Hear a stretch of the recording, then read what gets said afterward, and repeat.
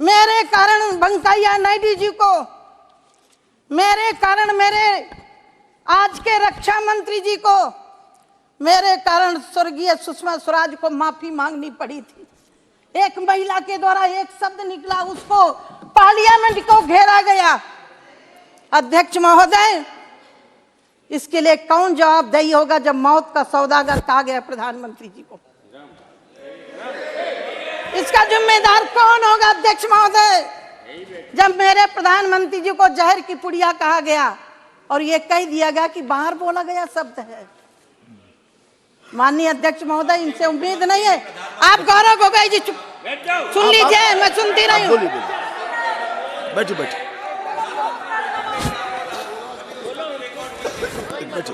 आप बैठो बैठो। उसको सुना, वो गलती कर ली। अब बोलिए। माननीय सभापति महोदय, माननीय सभापति महोदय, जब घाव होता है, मिर्ची लगती है तो जीवन तो उठेगी, जरूर उठेगी और उठना भी चाहिए। देश की जनता देख रही है कि तुमने राम के साथ क्या किया। कोर्ट में खड़े होकर के 2019 के पहले माननीय अध्यक्ष महोदय, इन्हीं के वकील खड़े हो गए थे कि अभी न्याय नहीं होना चाहिए राम के मंदिर के लिए। क्या बात कर रहे हो? किस मुख से राम की बात कर रहे हो? तुम्हारा अधिकार क्या है राम के विषय पर बात करने का? कोई अधिकार नहीं है। कोर्ट में खड़े होकर के मैं न्यायाधीशों का सम्मान करती हूँ और देश के यशस्वी प्रधानमंत्री जी का भी अभिनंदन करती हूँ और ये कहना चाहती हूँ, राम मिले केवट के विश्वासों पर,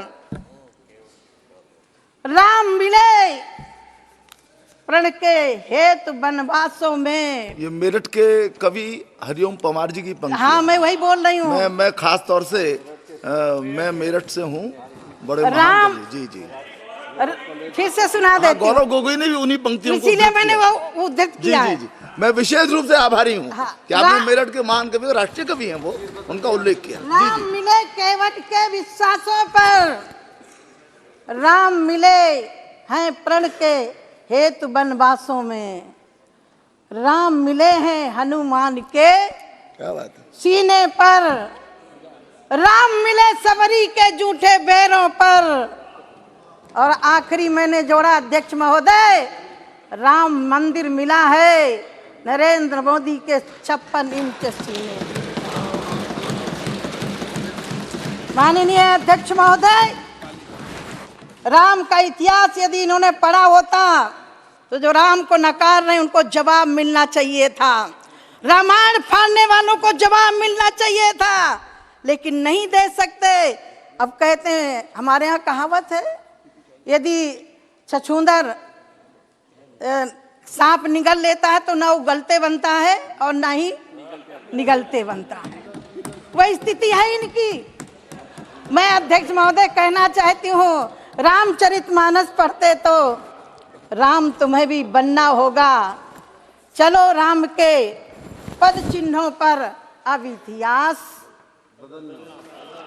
अध्यक्ष महोदय, जब गरीबों की बात कर रहे थे, मैं तो आज अपने विषय पर सीमित रहने वाली थी, लेकिन इन्होंने छेड़ दिया और जो छेड़ोगे तो हम छोड़ेंगे भी नहीं। अध्यक्ष महोदय, कल मैंने उस हाउस में जवाब दिया है। अध्यक्ष महोदय, यदि इन्होंने गरीबी दूर की होती तो आज 4 करोड़ लोगों को घर देने की हमें जरूरत नहीं पड़ती। वो कौन है? वही है सबरी के लोग, वही है निषाद के लोग, वही है जटाई के लोग, वही है रीछों के लोग, जिनको समाज में मर्यादा पुरुषोत्तम भगवान के पद चिन्हों पर चलने वाले युग पुरुष नरेंद्र मोदी जी ने दिया। माननीय अध्यक्ष महोदय, ये कह रहे हैं गरीबी दूर हो गई। मुझे बड़ा आश्चर्य होता है, गरीबी दी किसने है? अध्यक्ष महोदय, आज मैं थोड़ा अपने बचपन की बात जरूर बताना चाहूंगी। जब इन्होंने कहा मैं तो राम जन्मभूमि तक सीमित थी, मुझे आगे नहीं बढ़ना था। सन 82 में मैंने घर छोड़ दिया था। मेरे पिता दूसरों की ईंटें पाथ के अपने हम लोगों को पालन करते थे। सन्यासी हो गई थी 14 साल की आयु में। श्रीमती स्वर्गीय इंदिरा गांधी जी हमीरपुर जिले में सुमेरपुर ब्लॉक में गई थी। संत थे, सरल स्वभाव था। हमने सुना कि प्रधानमंत्री जी आई हैं, 14 साल की आयु क्या होती है, लेकिन पहली स्पीच थी कि हम गरीबों को घर देंगे, गरीबों को भूखे नहीं सोने देंगे। अध्यक्ष महोदय, मुझे बड़ा विश्वास हुआ। मुझे लगा कि मैं तो घर छोड़ के चली आई, अब मेरे पिता को पक्का मकान जरूर मिलेगा। अध्यक्ष महोदय, ये नारा 14 तक चला। और मेरा सौभाग्य अध्यक्ष महोदय, गरीब की बेटी को, गरीबों को घर देने का अधिकार यदि किसी को दिया है तो मुझे दिया है, मेरे सहन से हो रहे हैं। अध्यक्ष महोदय, सूखा पड़ा था मेरे गांव में, नहर की खुदाई हो रही थी। शायद 12 साल की आयु होगी। काम के बदले अनाज की घोषणा की गई थी। मैं भी जाती थी इतनी मिट्टी उठा करके, ज्यादा अनाज मिले। अध्यक्ष महोदय, लाल जुंडी मंगाई गई थी। मेरी माता रोटी बना के खिलाती। जुंडी माने ज्वार। मेरे बुंदेलखंड की भाषा में क्या करूं, है तो हम बुंदेलखंडी। 100 दंडी एक बुंदेलखंडी पर्याप्त होते हैं अध्यक्ष महोदय। हाँ जी, हाँ जी, हाँ। बुंदेलखंड बहुत प्यारा क्षेत्र है जी। अध्यक्ष महोदय, मैं वो दिन याद करती हूँ। मेरी माँ यदि आटा बना के रोटी खिलाती तो पूरे परिवार का पेट नहीं भर सकती थी, दलिया बना के खिलाती थी। मैं आभार व्यक्त करती हूँ देश के यशस्वी प्रधानमंत्री जी का।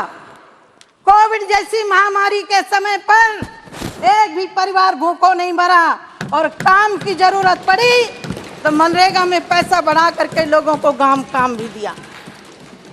सभापति महोदय और वक्ता भी हैं, लेकिन आज मेरा दिल अंदर से रो रहा है। रो इसलिए रहा है जिसके लिए सबरी प्रतीक्षा करते बूढ़ी हो गई थी तब राम गए थे। हमारे पूर्वज 22 पीढ़ी खप गई इस आंदोलन के लिए। मैं उस दिन रो रही थी अयोध्या में, जब प्रभु राम भव्य मंदिर में प्रतिष्ठित हो रहे थे। भगवान के उस विग्रह को देख करके और देश के यशस्वी प्रधानमंत्री जी के कर कमलों मैं रो रही थी। अध्यक्ष महोदय, मेरा सौभाग्य है कि मैं आंदोलन की भी भागीदारी रही। और एक शंकराचार्य जी का श्लोक है, यद्यपि उन्होंने कहा कि बहुत ग्रंथ हैं, रुचि नाम वै चित्राद द्रज कुट नाना पति जुसाम नाम गम्यस्तमसि पैसाम मरणयो। हमारे जितने भी उपनिषद हैं, वेद हैं, शास्त्र हैं, पुराण हैं, अष्टादश पुराणेषु व्यासस्य वचन द्वयम परोपकाराय पुण्याय पापाय परपीडनम। मोदी जी ने वो काम किया है जो राम ने किया था। अध्यक्ष महोदय, गरीबों की चिंता की है, पिछड़ों की चिंता की है। ओबीसी कमीशन की मांग कब से चल रही थी, ये किसने दिया? 56 इंच के सीने ने दिया। सभापति महोदय, मुझे 10 मिनट समय मिला था, मैंने समय ज्यादा ले लिया। वेदांत हमारा स्वाभिमान। अध्यक्ष महोदय, मैं वेदांती गुरु की शिष्या हूँ। जानती हूँ कि ब्रह्म सत्यम जगन मिथ्या जेऊ ब्रह्मयु न परा। शंकराचार्य की परंपरा को जानती हूँ, जहाँ उनकी दृष्टि में ब्रह्म सत्य है, जगत मिथ्या है। ये संसार तीनों कालों में नहीं है, लेकिन वहीं देश को जोड़ने के लिए चारों मठों की स्थापना भी करते हैं कि पश्चिम का व्यक्ति उत्तर जाएगा, उत्तर का व्यक्ति दक्षिण जाएगा। लेकिन जब देश में उत्तर और दक्षिण की बात होती है तो दुख होता है कि शंकराचार्य जी का अपमान किया जा रहा है। सभापति महोदय, वेदांत हमारा स्वाभिमान, वेदांत हमारा स्वाभिमान, श्रेष्ठता हमारी सीता है। हर रोज हमारी रामायण, हर श्वास हमारी गीता है।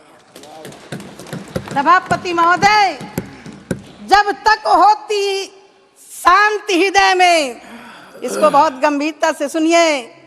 सभापति महोदय, आपके माध्यम से मैं देश को अवगत कराना चाहती हूँ। इनकी सरकार के समय मेरे सैनिकों के सर कत्ल करके पाकिस्तान ले गया था, लेकिन मेरे प्रधानमंत्री जी के सीने में 56 इंच के सीने ने घर में घुस करके मारा। जब तक होती है शांति हृदय में, तब तक होते हैं केवल भारत के।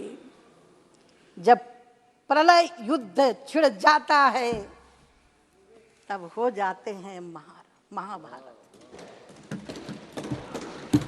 इसीलिए मैं सभापति महोदय आपके माध्यम से ऐसे प्रधानमंत्री जी को हम करते हैं अभिनंदन। ऐसे प्रधानमंत्री जी को हम करते हैं वंदन।